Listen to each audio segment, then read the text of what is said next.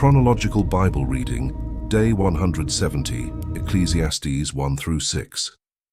The preacher investigates the meaning of existence and concludes, all is vanity. The breath we call life fades away. Generations pass without leaving memory, and the wise man dies just like the fool. In Ecclesiastes 1 through 3, the preacher examines labor, pleasure, and wisdom, and delivers the famous poem of seasons, a time to be born and a time to die, a time to mourn and a time to dance. In Ecclesiastes 4 through 6, images of oppression without comfort arise, alongside warnings about vows and hasty words before God. Today you will learn words like HAVEL HAVALIM, vanity of vanities, appointed time, MIQREH, fate, and MATTAT, gift of God. Subscribe and ring the bell so you don't miss any episode of the Chronological Bible Reading Plan.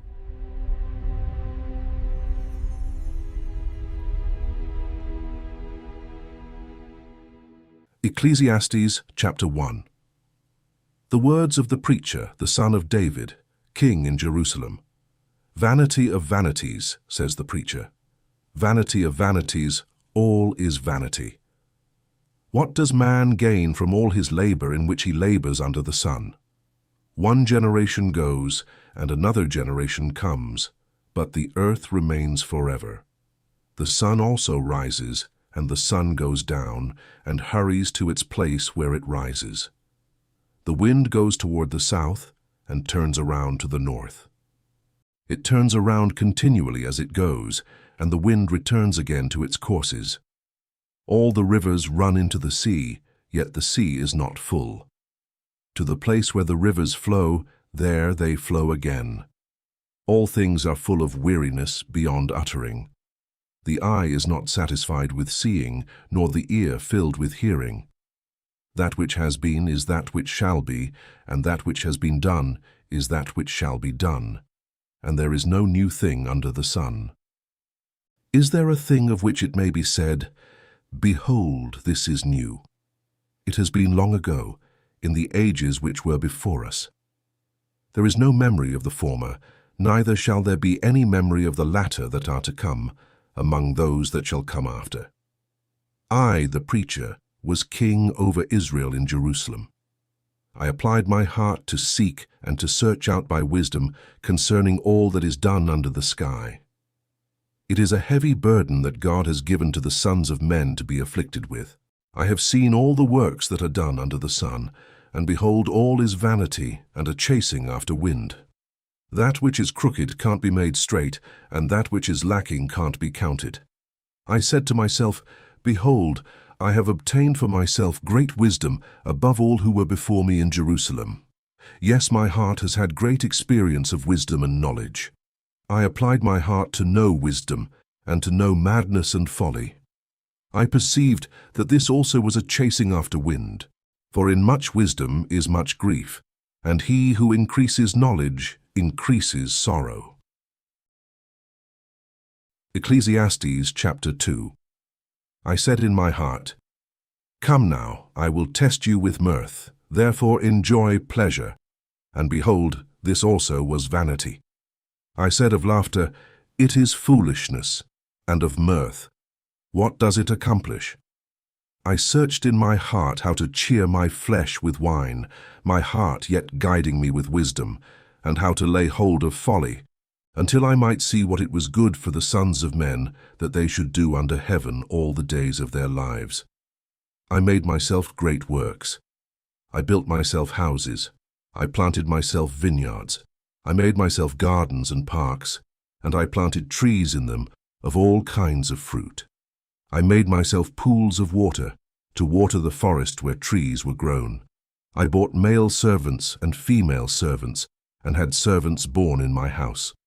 I also had great possessions of herds and flocks, above all who were before me in Jerusalem. I also gathered silver and gold for myself, and the treasure of kings and of the provinces. I got myself male and female singers, and the delights of the sons of men, musical instruments of all sorts. So I was great, and increased more than all who were before me in Jerusalem. My wisdom also remained with me. Whatever my eyes desired, I didn't keep from them. I didn't withhold my heart from any joy, for my heart rejoiced because of all my labor, and this was my portion from all my labor. Then I looked at all the works that my hands had worked, and at the labor that I had labored to do. And behold, all was vanity and a chasing after wind, and there was no profit under the sun. I turned myself to consider wisdom, madness, and folly. For what can the king's successor do? Just that which has been done long ago. Then I saw that wisdom excels folly, as far as light excels darkness. The wise man's eyes are in his head, and the fool walks in darkness. And yet I perceived that one event happens to them all.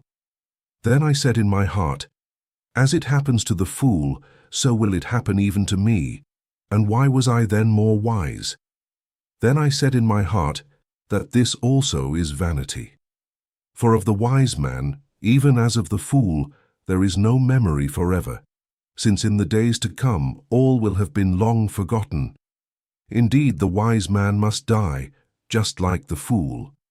So I hated life, because the work that is worked under the sun was grievous to me, for all is vanity and a chasing after wind. I hated all my labor in which I labored under the sun, because I must leave it to the man who comes after me. Who knows whether he will be a wise man or a fool? Yet he will have rule over all of my labor in which I have labored, and in which I have shown myself wise under the sun. This also is vanity. Therefore I began to cause my heart to despair concerning all the labor in which I had labored under the sun. For there is a man whose labor is with wisdom, with knowledge, and with skillfulness, yet he shall leave it for his portion to a man who has not labored for it. This also is vanity and a great evil. For what does a man have of all his labor and of the striving of his heart in which he labors under the sun? For all his days are sorrows, and his travail is grief. Yes, even in the night his heart takes no rest. This also is vanity. There is nothing better for a man than that he should eat and drink, and make his soul enjoy good in his labor. This also I saw, that it is from the hand of God. For who can eat, or who can have enjoyment more than I? For to the man who pleases him, God gives wisdom, knowledge, and joy. But to the sinner he gives travail, to gather and to heap up, that he may give to him who pleases God. This also is vanity and a chasing after wind. Ecclesiastes chapter 3.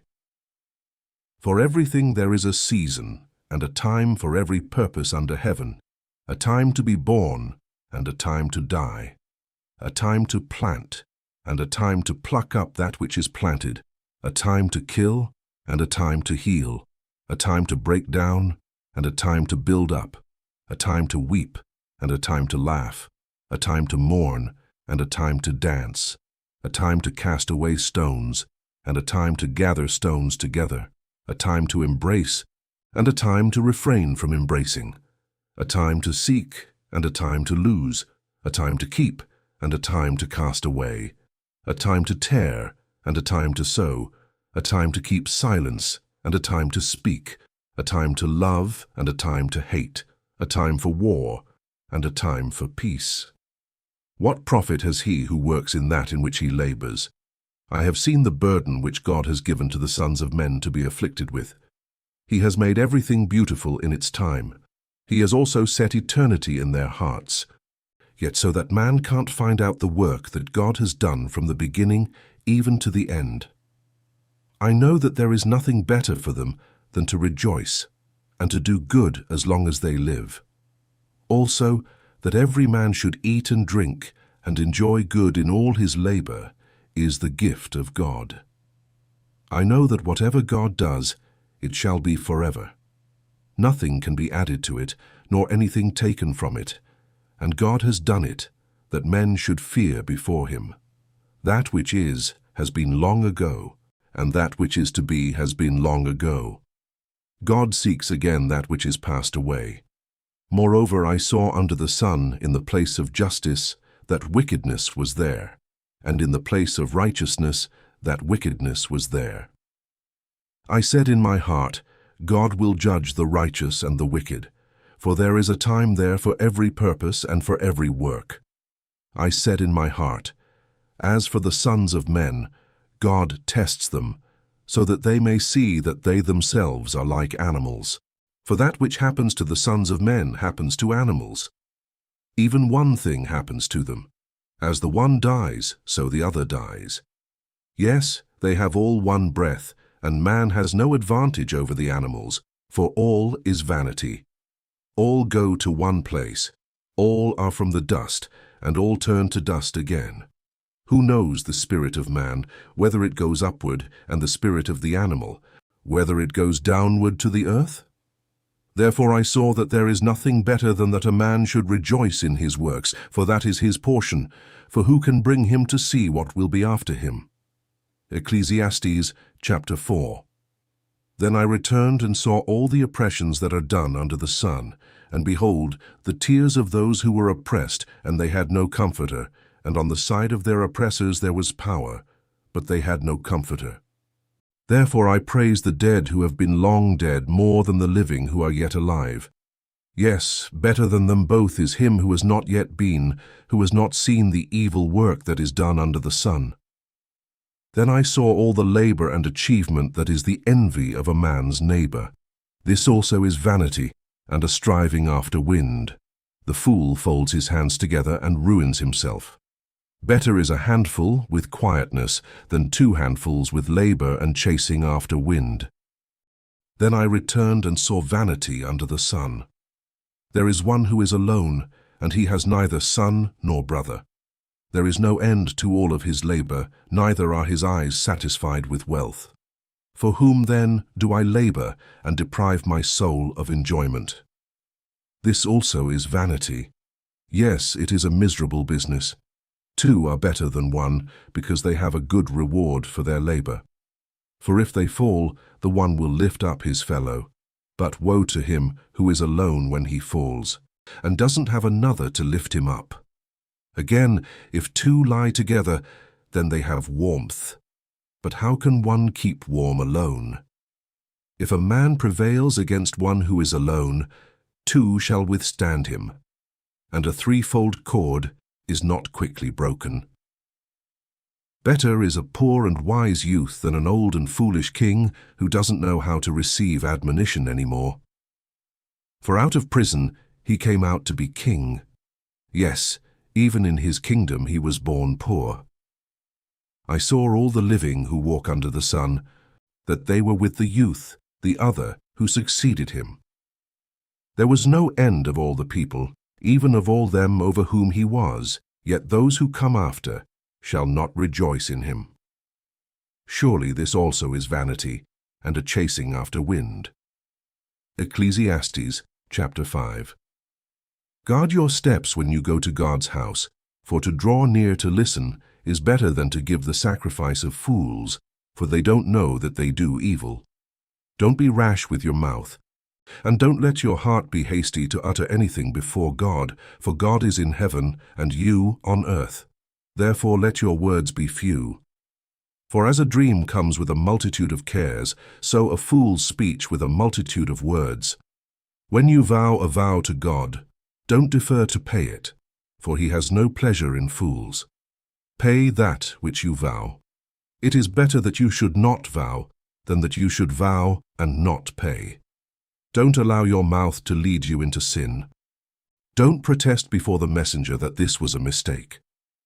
Why should God be angry at your voice and destroy the work of your hands? For in the multitude of dreams there are vanities, as well as in many words. But you must fear God. If you see the oppression of the poor, and the violent taking away of justice and righteousness in a district, don't marvel at the matter, for one official is eyed by a higher one, and there are officials over them. Moreover, the profit of the earth is for all. The king profits from the field. He who loves silver shall not be satisfied with silver, nor he who loves abundance with increase. This also is vanity. When goods increase, those who eat them are increased. And what advantage is there to its owner, except to feast on them with his eyes? The sleep of a laboring man is sweet, whether he eats little or much, but the abundance of the rich will not allow him to sleep. There is a grievous evil which I have seen under the sun, wealth kept by its owner to his harm. Those riches perish by misfortune, and if he has fathered a son, there is nothing in his hand. As he came out of his mother's womb, naked shall he go again as he came, and shall take nothing for his labor, which he may carry away in his hand. This also is a grievous evil, that in all points as he came, so shall he go. And what profit does he have who labors for the wind? All his days he also eats in darkness, he is frustrated, and has sickness and wrath. Behold, that which I have seen to be good and proper is for one to eat and to drink, and to enjoy good in all his labor, in which he labors under the sun, all the days of his life which God has given him. For this is his portion. Every man also to whom God has given riches and wealth, and has given him power to eat of it, and to take his portion, and to rejoice in his labor. This is the gift of God. For he shall not often reflect on the days of his life, because God occupies him with the joy of his heart. Ecclesiastes chapter 6. There is an evil which I have seen under the sun, and it is heavy on men, a man to whom God gives riches, wealth, and honor, so that he lacks nothing for his soul of all that he desires, yet God gives him no power to eat of it, but an alien eats it. This is vanity, and it is an evil disease. If a man fathers 100 children and lives many years, so that the days of his years are many, but his soul is not filled with good, and moreover he has no burial, I say that a stillborn child is better than he, for it comes in vanity, and departs in darkness, and its name is covered with darkness. Moreover, it has not seen the sun, nor known it. This has rest rather than the other. Yes, though he live 1,000 years twice told, and yet fails to enjoy good. Don't all go to one place? All the labor of man is for his mouth, and yet the appetite is not filled. For what advantage has the wise more than the fool? What is the poor man that knows how to walk before the living? Better is the sight of the eyes than the wandering of the desire. This also is vanity, and a chasing after wind. Whatever has been, its name was given long ago, and it is known what man is. Neither can he contend with him who is mightier than he. For there are many words that create vanity. What does that profit man? For who knows what is good for man in life, all the days of his vain life which he spends like a shadow? For who can tell a man what will be after him under the sun?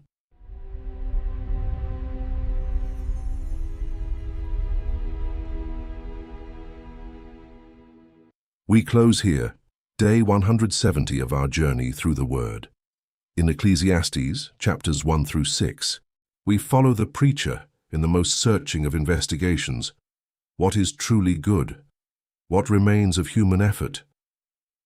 The breath we call life fades like vapor. Generations pass without leaving memory. The wise and the fool share the same end, and the soul's appetite is never filled.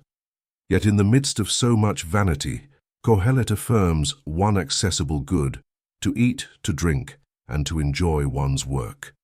A gift from God. Day 170 complete.